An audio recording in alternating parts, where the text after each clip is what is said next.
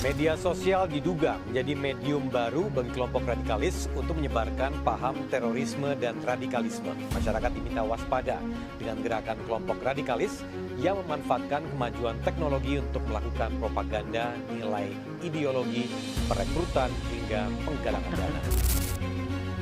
Sulit dielakkan ketika isu radikalisme diapunkan. Di saat itu pula berbenturan dengan pemahaman fanatisme. Waspada terhadap gerakan radikalisme penting, tapi bukan berarti alergi terhadap setiap pelaku ataupun seruan kebaikan.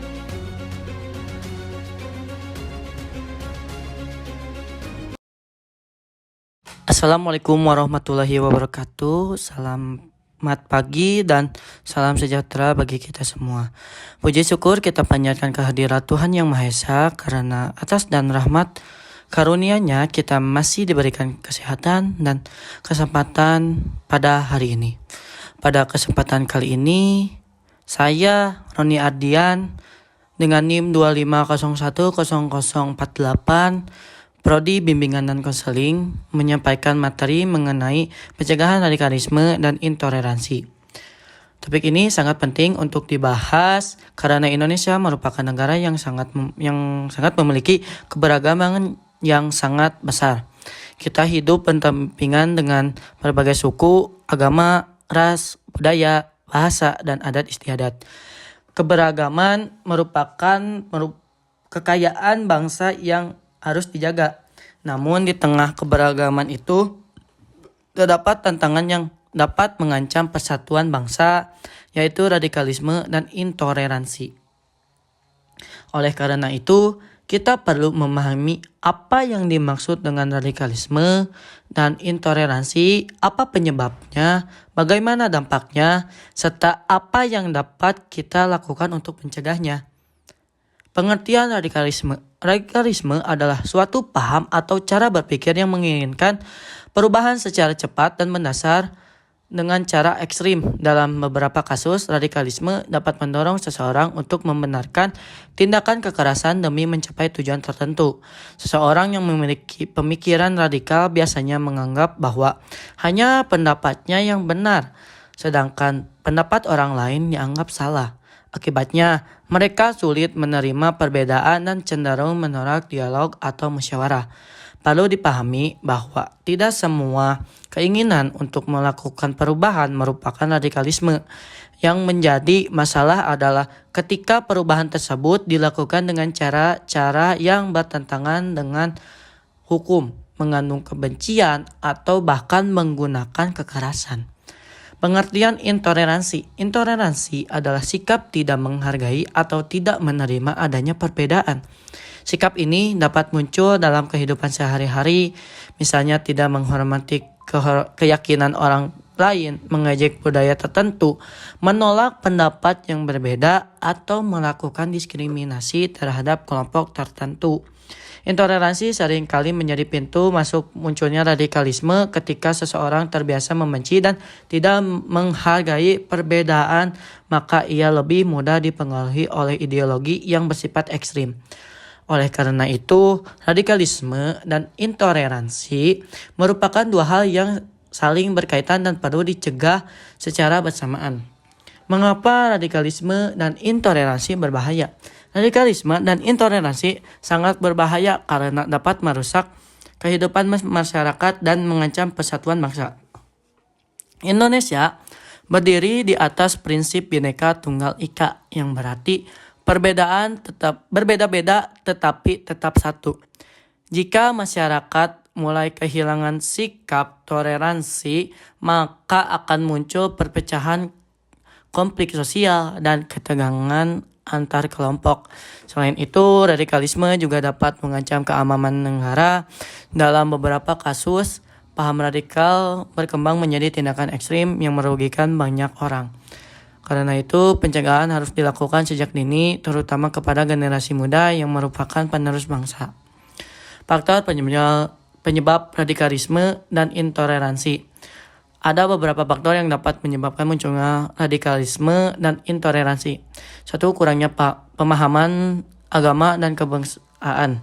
Seseorang yang memiliki pemahaman agama secara sempit dan tidak menyeluruh, lebih mudah terpengaruh oleh ajaran yang keliru. Padahal semua agama mengajarkan perdamaian, kasih sayang, dan penghormatan terhadap sesama manusia. Selain itu, kurangnya pemahaman tentang nilai-nilai kebangsaan juga dapat membuat seseorang tidak menghargai keberagaman yang ada di Indonesia. 2. Pengaruh lingkungan. Lingkungan keluarga, teman sebaya, maupun komunitas memiliki pengaruh besar terhadap pembentukan karakter seseorang. Apabila seseorang berada di lingkungan yang penuh dengan kebencian, diskriminasi, dan fanatisme berlebihan, maka ia berpotensi meniru pola pikir tersebut. Yang ketiga, media sosial dan internet. Saat ini media sosial menjadi sarana yang sangat efektif untuk menyebarkan informasi, namun sayangnya media sosial juga sering digunakan untuk menyebarkan hoax, ujaran kebencian, dan propaganda yang mengandung unsur radikalisme. Generasi muda menjadi kelompok yang paling rentan karena menghabiskan banyak waktu di internet. Oleh karena itu, kemampuan berpikir kritis sangat diperlukan agar tidak mudah percaya pada informasi yang belum tentu benar. BNPT juga menekankan pentingnya penanaman nilai kebangsaan dan toleransi di ruang digital untuk mencegah penyebaran paham radikal di kalangan generasi muda. Yang keempat, ketidakadilan sosial dan ekonomi. Masalah sosial dan ekonomi juga dapat menjadi faktor penyebab ketika seseorang merasa tidak mendapatkan kesempatan yang sama atau merasa diperlakukan tidak adil. Ia bisa menjadi lebih mudah menerima ajakan kelompok tertentu yang menjadi perubahan secara cepat. Yang kelima, rendahnya kemampuan berpikir kritis. Kurangnya kemampuan dalam memverifikasi informasi membuat seseorang mudah percaya pada berita palsu dan provokasi. Oleh karena itu, pendidikan literasi digital menjadi sangat penting pada era modern. Dampak radikalisme dan intoleransi. Radikalisme dan intoleransi memiliki berbagai dampak negatif. Ada dampak bagi individu. Bagi individu, radikalisme dapat membuat seseorang memiliki pola pikir yang sempit, sulit menerima pendapat orang lain, dan kehilangan kemampuan untuk hidup berdampingan secara damai. Dampak bagi masyarakat. Bagi masyarakat, radikalisme dan intoleransi dapat menimbulkan konflik sosial, perpecahan, diskriminasi, dan ketegangan antar kelompok. Masyarakat yang tidak harmonis akan sulit berkembang karena energi yang seharusnya digunakan untuk pembangunan justru habis untuk menyelesaikan konflik. Dampak bagi bangsa dan negara. Bagi bangsa dan negara, radikalisme dapat mengancam persatuan nasional dan mengganggu stabilitas keamanan. Jika tidak dicegah, kondisi tersebut dapat menghambat pembangunan dan kemajuan negara. Contoh kasus dan kondisi saat ini, penyebaran paham radikal tidak hanya terjadi melalui pertemuan langsung, tapi juga melalui internet dan media sosial. BNPT menyatakan bahwa generasi muda menjadi salah satu kelompok yang rentan terpapar paham ekstremisme, sehingga perlu diciptakan iklim toleransi yang baik di lingkungan pendidikan. Karena itu, pemerintah bersama berbagai lembaga pendidikan terus melakukan berbagai program pencegahan. Salah satunya adalah program Sekolah Damai yang bertujuan menanamkan nilai perdamaian, keberagaman, dan toleransi kepada peserta didik. Program tersebut juga berupaya menciptakan lingkungan pendidikan yang aman dari intoleransi, kekerasan, dan perundungan. Upaya pencegahan radikalisme dan intoleransi.